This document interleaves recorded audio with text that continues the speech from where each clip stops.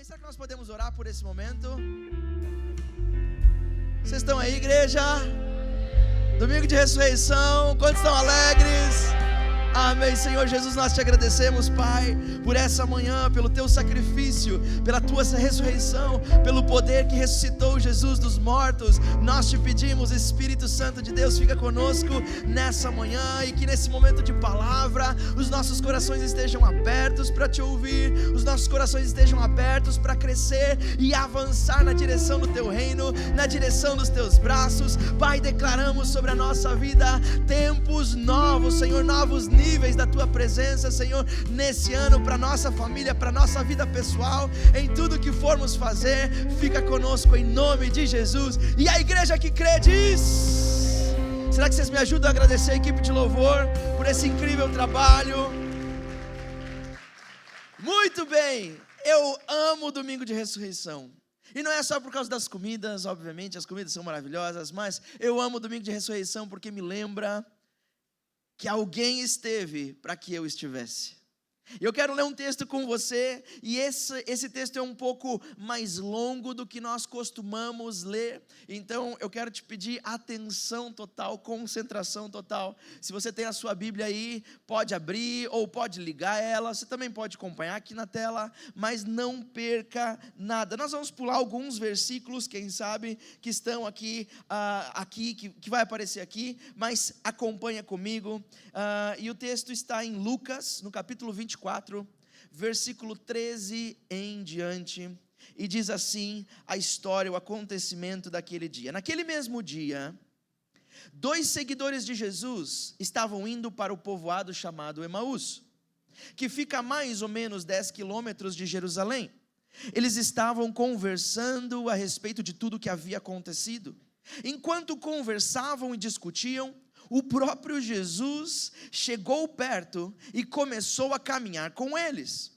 Mas alguma coisa não deixou que eles o reconhecessem. Então, Jesus perguntou: o que é que vocês estão conversando pelo caminho? Eles pararam com um jeito triste, e um deles, chamado Cleopas, disse: será que você é o único morador de Jerusalém que não sabe o que aconteceu lá nesses últimos dias? O que foi? Perguntou Jesus. Eles responderam: o que aconteceu com Jesus de Nazaré? Esse homem era profeta, e para Deus e para todo o povo, ele era poderoso em atos e palavras. Os chefes dos sacerdotes e os nossos líderes o entregaram para ser condenado à morte e o crucificaram. E a nossa esperança era que ele fosse quem iria libertar o povo de Israel. Porém, já fazem 3 dias que tudo isso aconteceu. Agora vamos pular alguns versículos. Então, Jesus começou a explicar a eles todas as passagens das Escrituras Sagradas que falavam dele mesmo. Quando chegaram perto do povoado para onde iam, Jesus fez como quem ia para mais longe, mas eles insistiram com ele para que ficasse.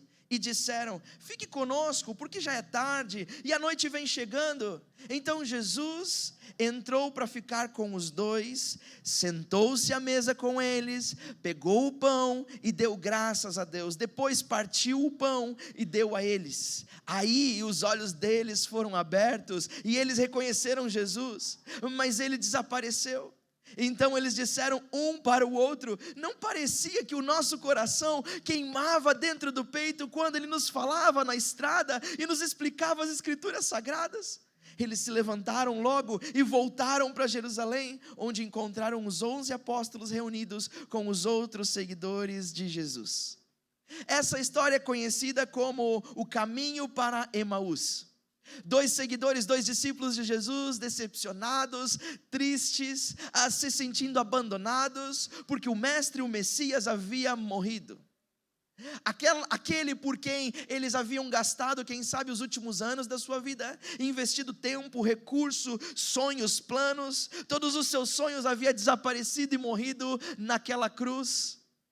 E agora eles estavam voltando para suas casas, tristes, decepcionados, desolados, sem esperança alguma, sem saber o que iam fazer no futuro. Mas Jesus já havia ressuscitado. Eles apenas não sabiam disso.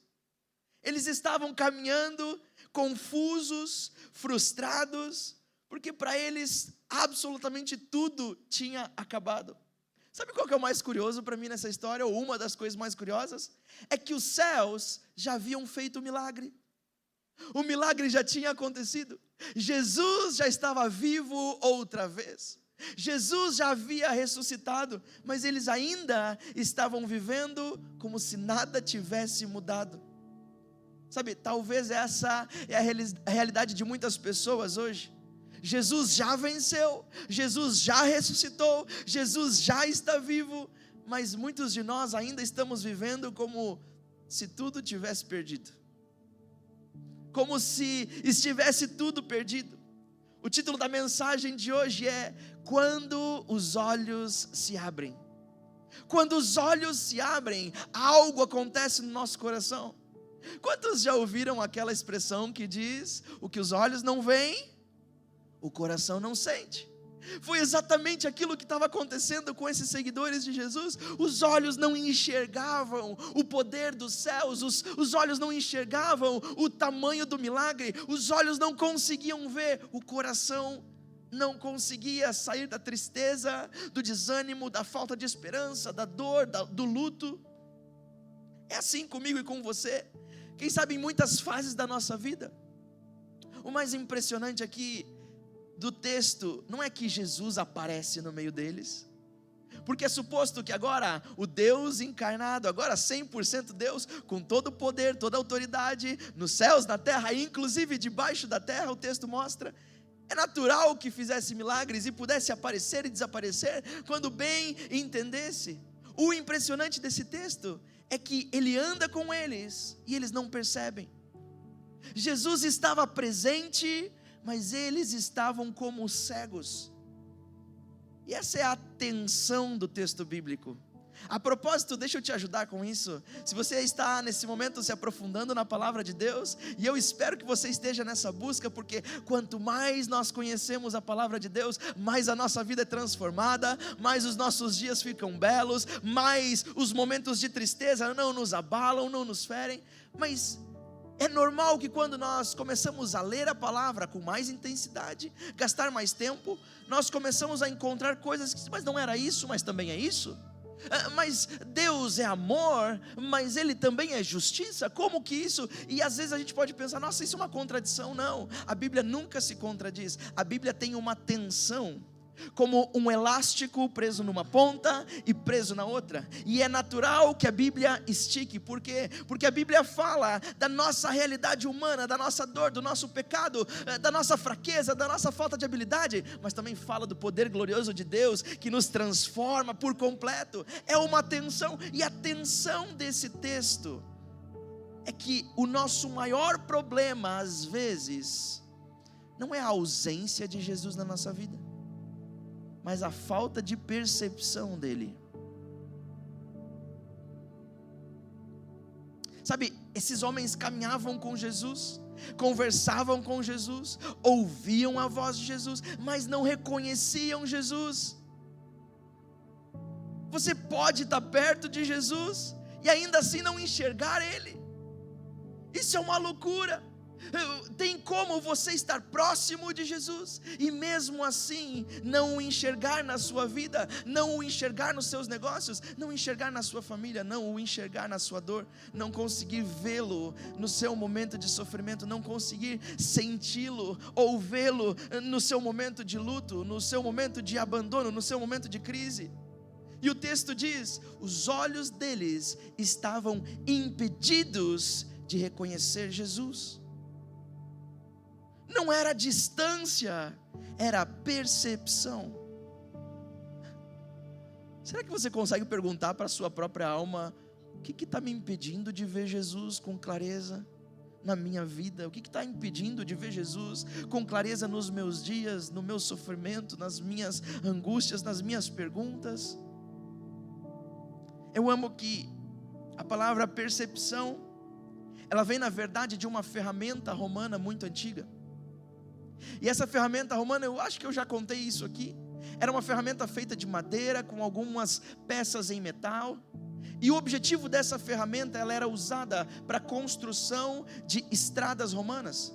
Você sabe que foi através das estradas que Roma ganhou e conquistou o território. Também foi através das estradas que Roma perdeu território e praticamente desapareceu.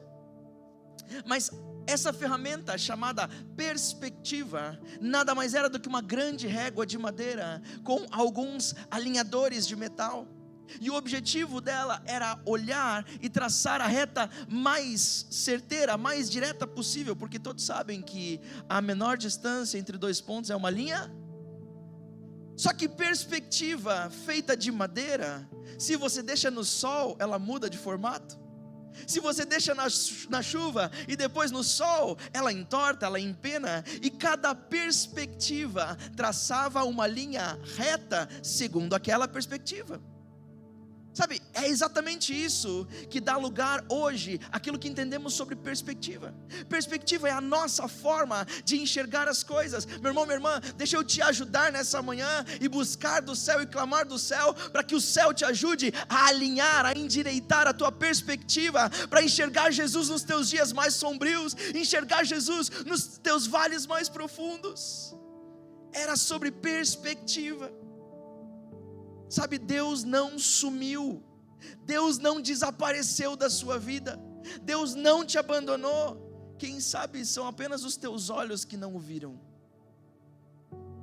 Eles achavam que estavam sozinhos, mas eles não estavam. Achavam que tinham perdido tudo, mas eles não tinham perdido. Sabe, o que você sente, meu irmão, minha irmã, dentro de você, nem sempre revela a realidade. E esse é o problema de nos sentirmos guiados por aquilo que sentimos. Nem sempre aquilo que você sente é a realidade. Ou quem aqui nunca discutiu com um amigo, com uma amiga, com um parente, ou com um irmão, ou com um marido, esposa, e um lado diz, não, mas você não está vendo, é isso aqui, aconteceu desse jeito. Eu disse, não, você está maluco, aconteceu exatamente desse jeito. Os dois estão falando a verdade, estão vendo de pontos de vista diferentes. Nem sempre aquilo que o teu coração sente, as tuas emoções sentem, revela aquilo que é real. Tem gente que diz, Deus sumiu da minha vida, Deus me abandonou, Deus me deixou, comigo tudo assim. Deus não está aqui, mas a verdade é que Ele continua caminhando do teu lado, você apenas não o enxergou. O que está te impedindo de ver, está te impedindo também de viver. Aquilo que te impede de ver as coisas, também te impede de viver a vida. Meu irmão, quando Deus não cabe na sua expectativa, você para de reconhecer a presença dEle. E eu acho incrível isso, porque eu falei a respeito disso logo agora no início da reunião. Quando eu disse, se você consegue ter expectativa do céu, o céu consegue suprir a sua expectativa. Não apenas suprir, mas superá-la. Porque o meu Deus não é um Deus, o nosso Deus não é um Deus de apenas suprir aquilo que eu consigo imaginar e sonhar de melhor para mim e para minha família. O nosso Deus é um Deus de superar aquilo que os meus melhores pensamentos podem fazer. Mas às vezes, a nossa expectativa de como as coisas devem acontecer nos impedem de ver Deus na nossa vida, nos impedem de ver Deus nos nossos negócios, nos impedem de ver Deus nos nossos filhos, nos impedem de ver Deus nas situações adversas, porque todo mundo sabe que dias bons a gente consegue ver Deus, não é? Quando o sol nasce lindo e a gente vai correr na praia de manhã e diz, oh, glória a Deus, olha a criação, olha que lindo, Senhor, teu nome é maravilhoso, o sol nasceu outra vez. Mas eu não sei se tem aqui malucos que fazem isso e acordam num dia de tempestade, raios e trovões. Já é 10 da manhã e parece que é 8 da noite. E você olha e diz, Deus, que maravilha, a tua criação é incrível, o teu nome é glorioso. Assim como o sol nasce de manhã, também há raios e tempestade e chuva. Porque a nossa mente, a nossa expectativa, ela está condicionada a enxergar o belo e só aquilo que é belo, e só aquilo que eu penso ser belo, como sendo algo de Deus. Meu irmão, minha irmã, deixa eu te falar uma coisa. Desde o momento em que Jesus morreu na cruz, e você disse sim para Ele, o belo, aquilo que você acha belo, aquilo que você acha que não é belo, continua sendo a mão de Deus sobre a tua vida. Eles disseram: mas nós esperávamos que ele fosse... Vocês viram essa parte? Quando eles estão conversando com o próprio Jesus e contando para o próprio Jesus o que tinha acontecido. Eu imagino Jesus, ele devia ter um senso de humor e ao mesmo tempo um sangue de barata, assim, né? Uma expressão, um sangue frio para dizer: como que isso é possível? Os camaradas estão falando comigo, me contando o que aconteceu comigo, olha eles. E eles chegam e dizem: olha, aconteceu tudo isso com Jesus. E a gente pensava, nós pensávamos que ele seria o rei de Israel. Nós pensávamos que ele iria nos libertar da mão dos romanos. Nós pensávamos que ele viria num cavalo branco com uma espada para lutar. Você sabe uma curiosidade a respeito dessa cultura? Que cavalos só eram montados por reis e príncipes em tempos de guerra. Cavalo não era a montaria real para essa cultura. Era para a cultura romana, mas não para os judeus.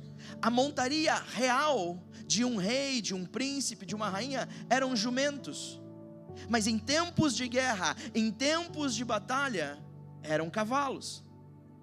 Eles pensam, nós pensávamos que Jesus viria e ele conquistaria de novo essa terra, expulsaria os romanos e iria quebrar tudo, mas a gente esperava que fosse desse jeito. Nós tínhamos uma expectativa, mas porque Jesus não fez do jeito deles, eles não reconheceram quem era Jesus. Sabe, quando Deus não faz como você imaginou, você às vezes corre o risco de não reconhecer o que Ele está fazendo. Deixa eu te contar um segredo, bem baixinho, para ninguém mais descobrir. É brincadeira, conta para o mundo inteiro. Raramente Jesus faz como eu espero. Raramente Jesus faz como eu gostaria. Mas tem uma coisa que não é raro e sempre acontece: Ele sempre faz.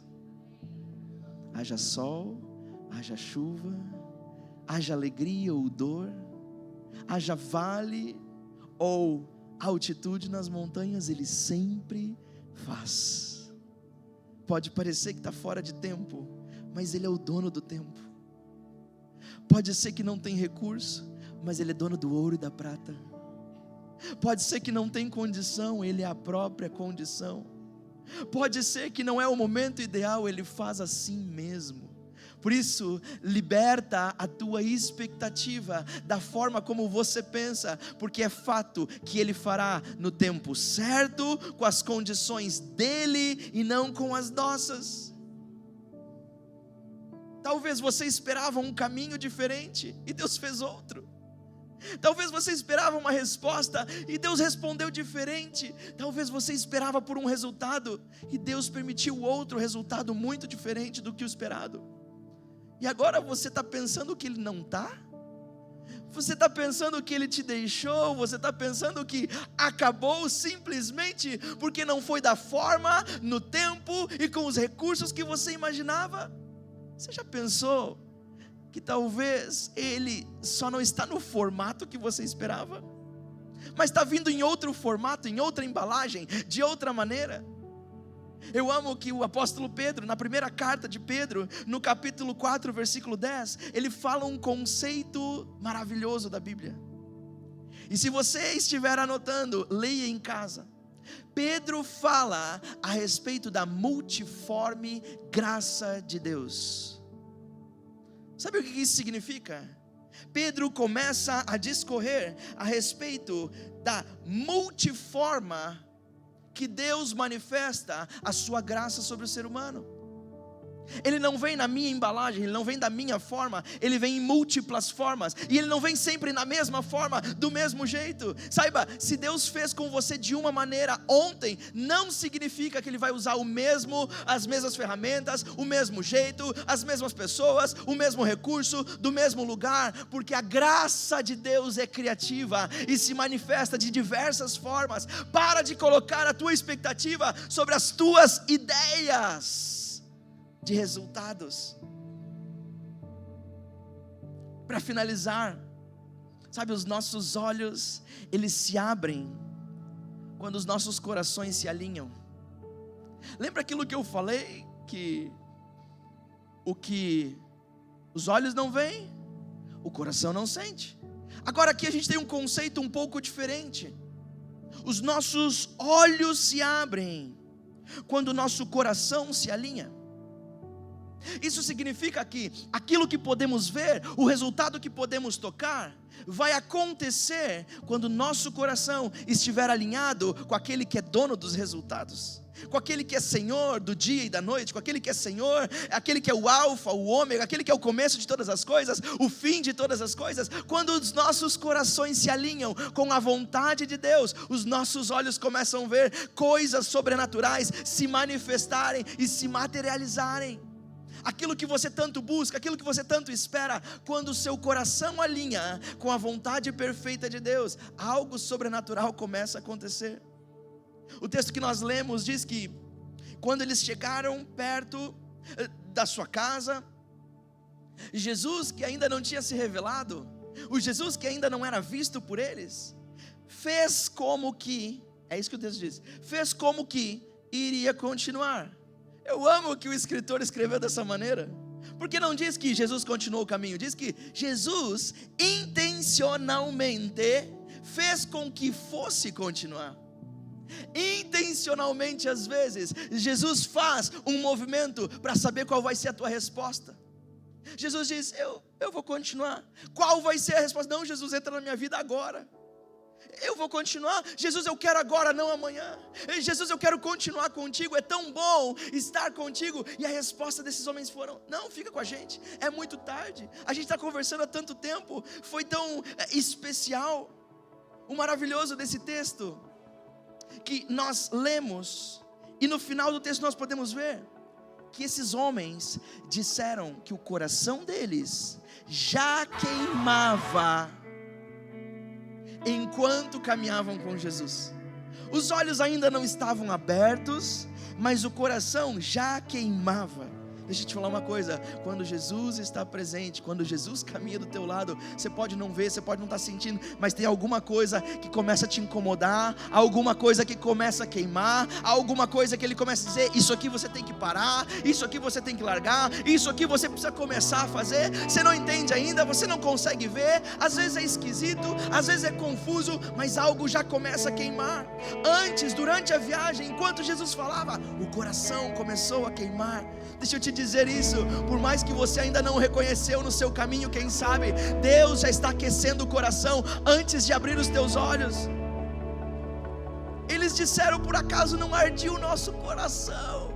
Enquanto ele falava, meu irmão, minha irmã, a revelação começa por dentro, antes de se tornar visível por fora. Talvez você não entenda tudo ainda nesse momento, mas algo dentro de você já está ardendo aonde você está, já está falando com você, aí onde, sentado nessa cadeira. Isso é Deus te chamando, isso é Deus se revelando.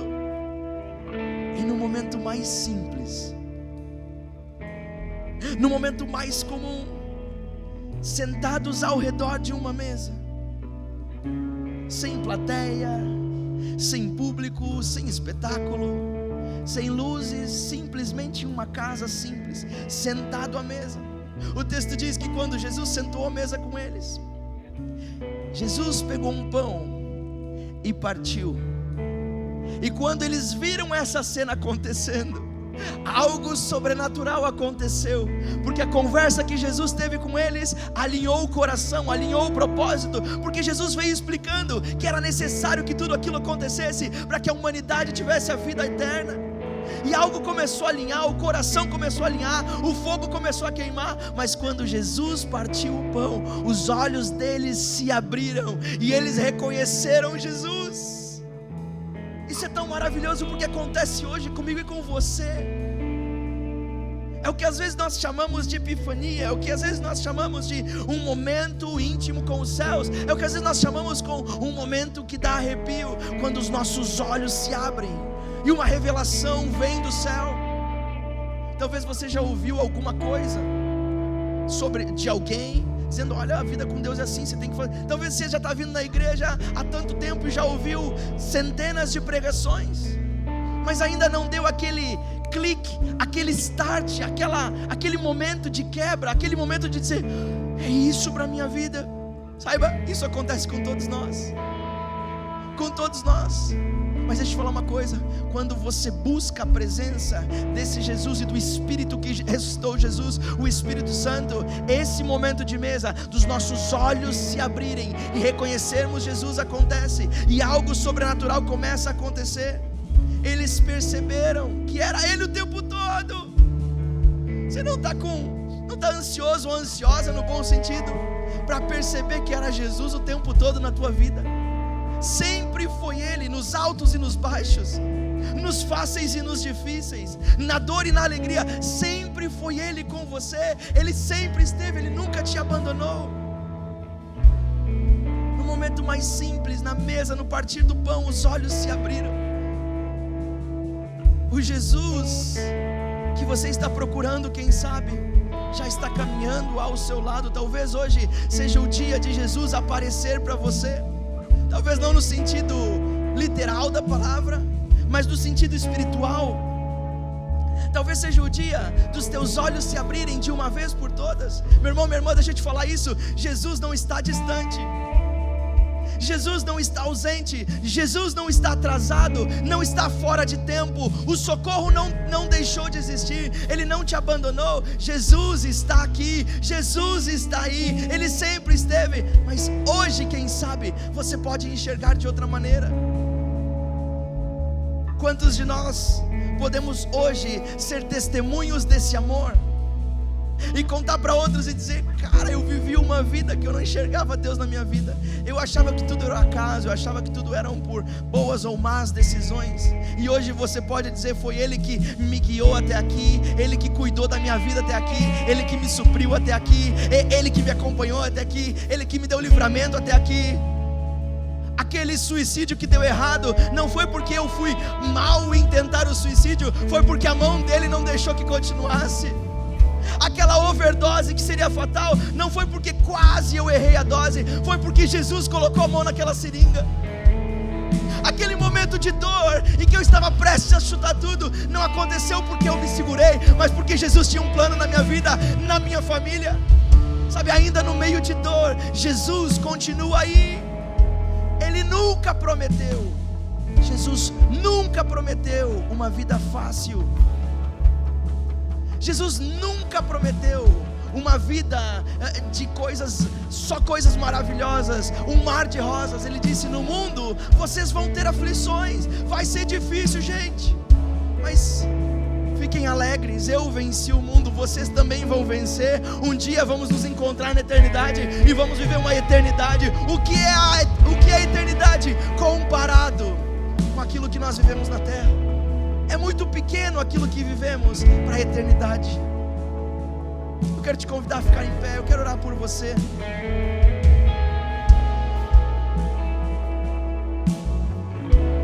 Feche os teus olhos. Se você sente que o Espírito Santo falou com você enquanto a mensagem era anunciada, enquanto a mensagem era pregada, se você tem uma resposta para dar para o Espírito Santo, uma resposta para dar para Jesus, deixa eu te convidar, todos os olhos fechados, coloca uma das suas mãos sobre o teu peito. Eu quero orar por você.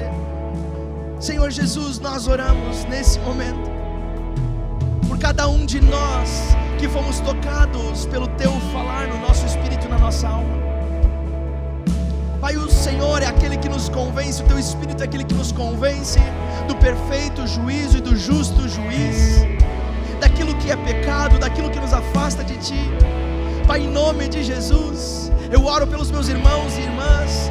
Dá força, Senhor Jesus, dá segurança, dá confiança, para que nessa semana decisões difíceis sejam tomadas, sims importantes sejam dados e nãos ainda mais importantes sejam dados. Pai, em nome de Jesus, nós oramos porque sabemos que Tu és o nosso Deus, o nosso Senhor. E nesse momento, Senhor, os nossos olhos se abrem porque nós vemos a Tua mão, se abrem porque nós vemos quem Tu és, se abrem, Senhor Jesus, para uma nova vida, para novos níveis, para mais fé, em nome de Jesus. Fica conosco, Pai, em nome de Jesus.